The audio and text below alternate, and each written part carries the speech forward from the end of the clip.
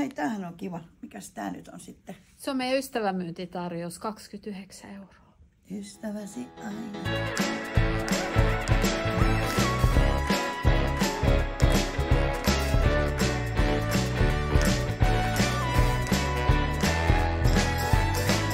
On olemassa haltija. Se nimi on kotirouva. On sillä pähetunika.